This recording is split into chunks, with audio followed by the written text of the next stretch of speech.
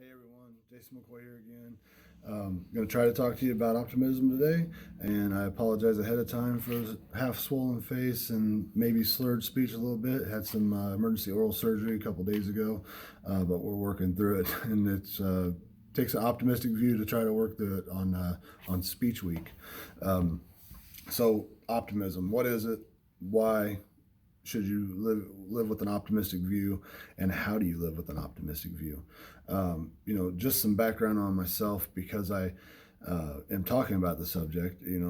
I should prove that I've had to use it in a few times in my life. But I had a very poor upbringing with my family. Lack of money caused them to have negative, pessimistic views and outlooks on life, and you're never going to get anywhere type of comments. And we live in a poor city. There's not a lot of jobs around. You got to take what you can get, work 2 or 3 of them, and hopefully you can rent a movie at the end of the week. I don't know if they do that anymore, but so that's kind of the outlook and the upbringing that I had coming up, and it did have a lot of effects on me in my teenage years and early 20s. I figured there was no point in school. I thought I knew everything, which that's probably just a regular teenager thing, but I thought I knew everything. I thought I had a plan, and dropped out of school and started working 2-3 jobs like I was informed to do. And just was not just it was rough, absolute rough time. Thought it was fun at the time, but looking back on it now, it's like, man, I could have been so much better off 10 years ago if I would have just stayed in school 1 more year, 2 more years, whatever. I would have been much better off. But not living in the past is also an optimistic view if you've had a negative past. By the age of 22, I had been married and divorced to somebody I dated for 7 years, but marriage only lasted a year. People change, and marriage changes people in some situations. So wasn't very good. But I was a single father, barely could pay my bills. Was actually juggling bills, so I put this bill off this month, and then juggle another bill next month, and so on and so forth, and it was terrible. In 2009, the single most important thing in my life, my daughter Madison, at the age of 5, passed away from cancer. Not really a positive outlook on that. That put me into a really bad funk that I had to come out of, and I look at the only positive I can even speak to on that, because it is the single most terrible situation that any parent could ever go through, is I keep her memory living through my other 5 children now. Most of them have never met her. All but one have not met her, but I keep her memory alive through them, and talking about her all the time to them, and we go through pictures and stuff, and where it may be emotionally hard for myself, it makes them happy knowing more about their big sissy, their big sister. So things like that man, if you can overcome and have optimistic views on things such as those things, you can really get somewhere in life. I just challenge everybody, name one time or think of one time where having a negative outlook on something had a positive effect on your life. When would a negative thought benefit your life? I'm not going to wait long for you to think about it, because there's no way a negative thought or leaving yourself in a negative situation is going to benefit you in the long run. Going through them and working through them does, but staying in them, having a pessimistic view, is not going to help you whatsoever. Having a mindset of I can't do that, so there's no point in trying, is going to leave you right there. You're gonna have no results because you never tried. You can't even have a bad result or a failure because you never tried to win. And when you do have a failure, you got to recognize that it's just one failure. You can still do it. Don't give up. It's like the old saying: you fall off a horse, you get right back on and keep riding.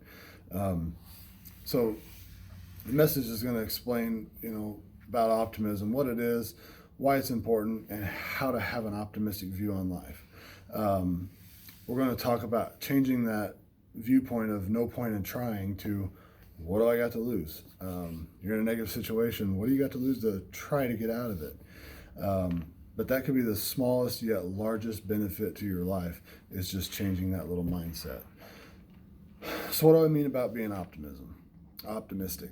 Um, Optimism means to look at every situation in a positive light. See, optimistic people, they expect good things to happen to them. And while we recognize that negative things can happen, we expect that we can create or find the positive way out of that situation. Helen Keller, obviously everybody knows about Helen Keller, American author, both blind and deaf, once said, "Optimism is the faith that leads to achievement. Nothing can be done without hope and confidence." That's super powerful. I mentioned having a poor upbringing. Um, my family was so poor and worked so hard just to stay afloat. Nobody was happy because they focused on the decision that nothing was ever going to change. So why put in the extra effort? They felt trapped in their hometown where there was not a lot of real good jobs, but they weren't physically trapped there. The negative, demotivating outlook that they had on life kept them mentally trapped there with a pessimistic view on life, even to this day. The only one that's ever left, other than myself, is my oldest brother, and and both of us have been highly successful in our careers, where we're not where we want to be yet and fully satisfied yet. I don't think I ever will be, but way better off than what they are, not necessarily just financially, but emotionally and spiritually and mentally, just so much happier, and have so many more positive things in our life because we pushed our way and fought our way out of that mental trap of being stuck in a town with no jobs. Um, I seen that it wasn't working for anybody around me, and I knew I had to get out of it, and I could stay down the same path that they're going, but what's it going to get me? Just to where they are? And I wasn't happy with that. I knew I wouldn't be happy with that. So I had to make the change. Now that we know what optimism is, let's talk about why. Why do you need to be optimistic? It's necessary because you won't get anywhere in life with pessimism in your life, and pessimistic views, negative views, or perspectives. You're never going to get anywhere. Optimism allows you to be open-minded to change. Without it, you're never going to be satisfied with the outcomes. Bruce Lee, American actor, American Chinese actor, I would say. He once said it: if you always put limit on everything you do, physical or anything else, it will spread into your work and into your life. There are no limits. There are only plateaus, and you must not stay there. You must go beyond them. Now, I've hit those plateaus before. Being a truck driver, married, and we got 5 kids now, and but 5 years ago, in 2014, I'd been driving a truck for 6-7 years at the time, and I had reached that plateau where I had the best run, dedicated run. I did the same route every day, where that doesn't really sound appealing to do the exact same thing every day, but when it's a steady run and it pays a flat rate and you're going to make a good paycheck off of it, and I mean good paycheck by where I lived at the time, it was good paycheck. I had reached that plateau. I had that run. I mastered that run. I had the income that I was at, but the thing is I was at the max income I could be at, and it was enough to pay the bills, but not enough to have a life. I was just working to pay bills, and nobody ever enjoys that, because how do you work so much, but you never have time to enjoy the fruits of your labor. You just see that you've got power whenever you get home and food on the table. So I had reached that plateau, and I knew that something had to change. And if I didn't make that change, my family wasn't going to ever develop, and I was going to keep the same uh, mindset and keep the same conveyor belt, so to speak, or assembly line of career choices and success level or unsuccess level um, going on in my kids is like my parents had done with us. So I had to make that change. Um, so you've got to you and by making that change, I knew I had to find a way out of that trap, and that's what I did. And it took me, moving a long distance and changing up my entire family's setting to make that happen. But we pushed through some negative situations and got onto some better, more positive times. So knowing why and what it is and why, and we're going to talk about how you become optimistic.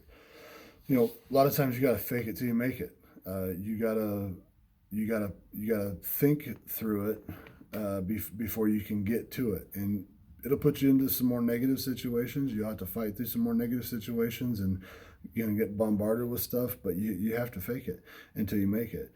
American clergyman Charles Swindoll was quoted saying, "Life is 10% what happens to you and 90% of how you react to it." So optimism doesn't come naturally.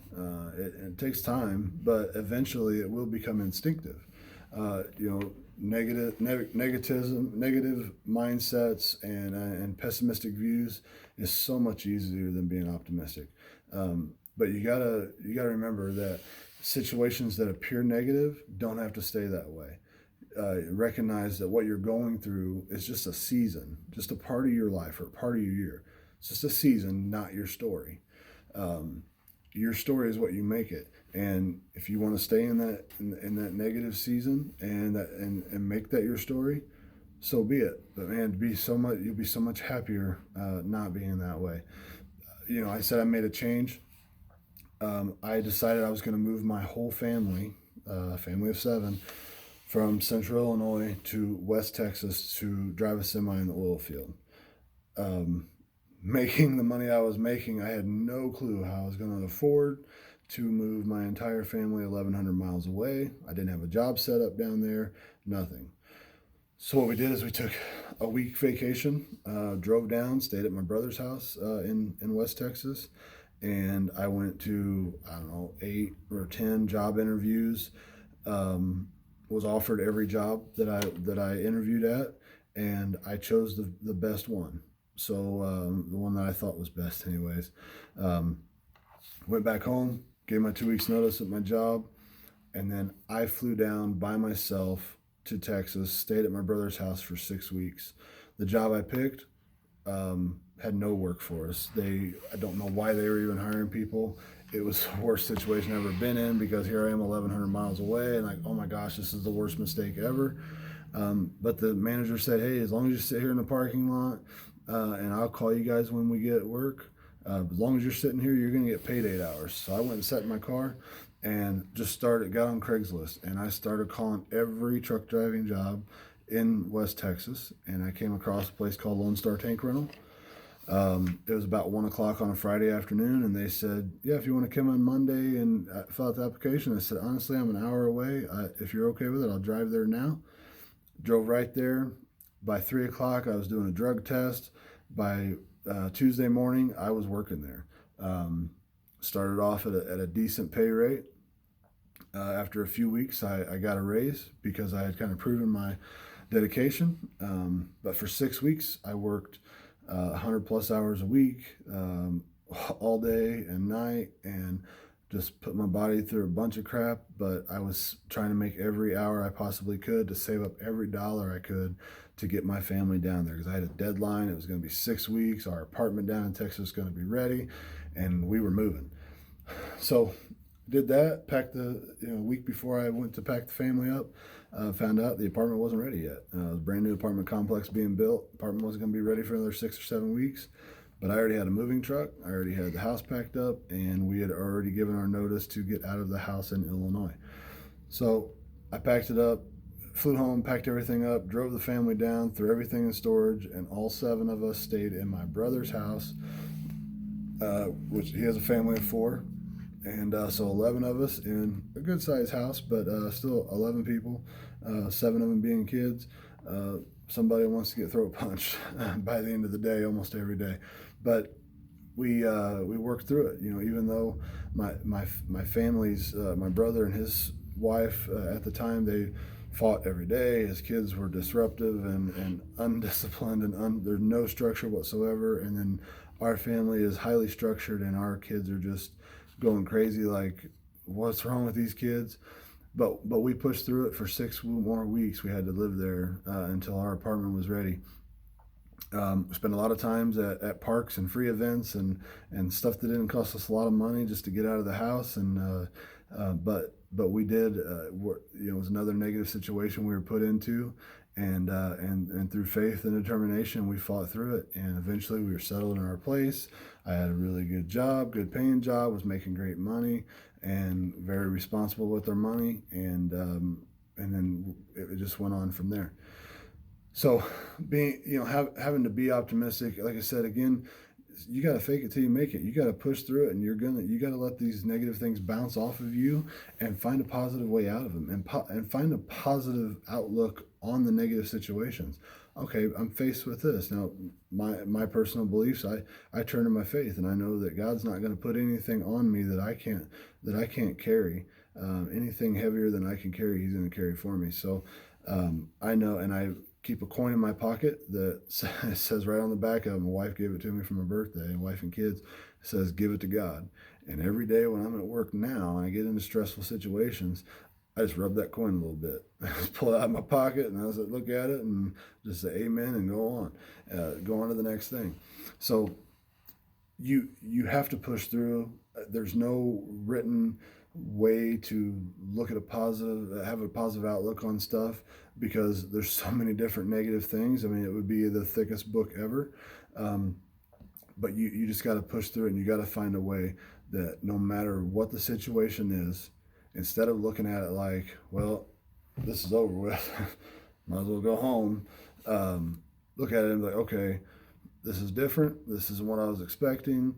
What can we do? What can I do to get out of this? And that's what you need to. That's what you need to. The mindset you need to have, and you will find a way out of it. Sometimes it takes me now. Manager of one branch of a 63 location company, and sometimes I just have to shut my computer off, go out in our storage lot, 5-acre storage lot, and just walk around a little bit. And just kind of think, get some fresh air, if whether it's raining or not, just get out of the office, stop looking at the walls, and stop looking at a computer screen, and just think. And 5 minutes of that, it's like, oh, I got it. So clearing your mind and having an open mind will get you through. So just to kind of conclude, what should you take out of this message? The main points. Optimism means looking at every situation like a positive light. It means that you recognize the impact of the situation, but choose to not let it defeat you. And it's necessary, because you won't ever get anywhere in life having a pessimistic or negative view or outlook on life. That's always going to leave you in a funk. So it is necessary to have an optimistic view if you want to get anywhere in life. And how you become optimistic, it'll eventually become instinctive in a sense. One thing you must remember, that even though a situation appears negative, it doesn't have to stay that way. You can find a way out of it. And like Henry Ford said, whether you think you can or you can't, you're right. And if you think you can't do it, you're right. You can't do it, because you're not going to try. But if you think there's a possibility, you think there's a way, then you're right. There is a way.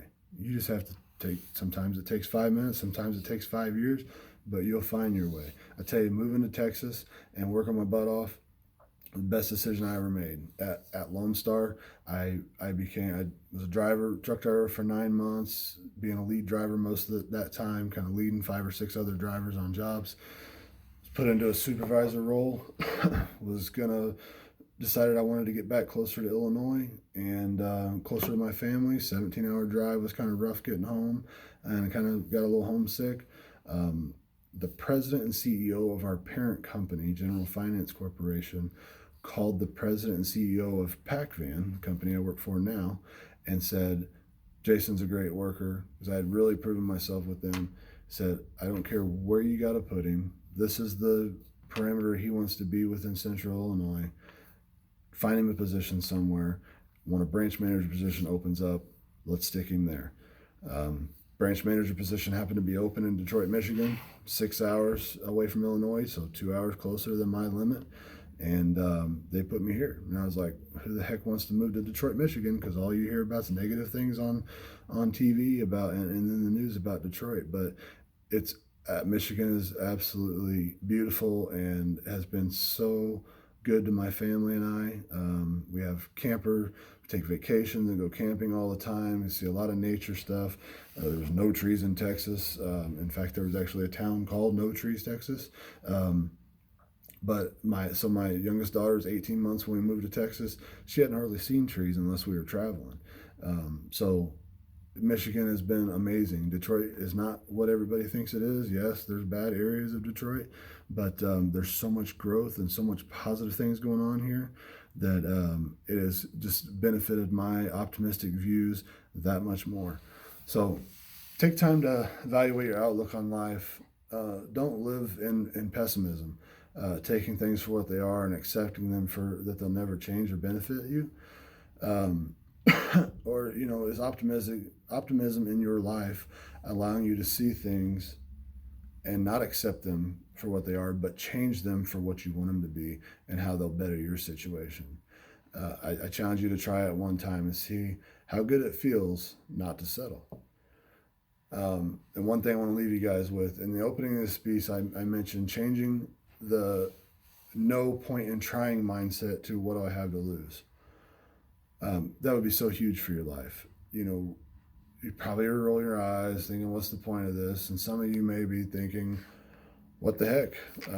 Getting credit for listening to this guy, so might as well let him entertain me. I wonder though, have you related to the more optimistic side of this message or pessimistic side? If you're thankful the speech is over, you're probably not that optimistic about life or your future. Thank you guys. Sorry it's a little long, but good luck on your guys' speeches and have a good day.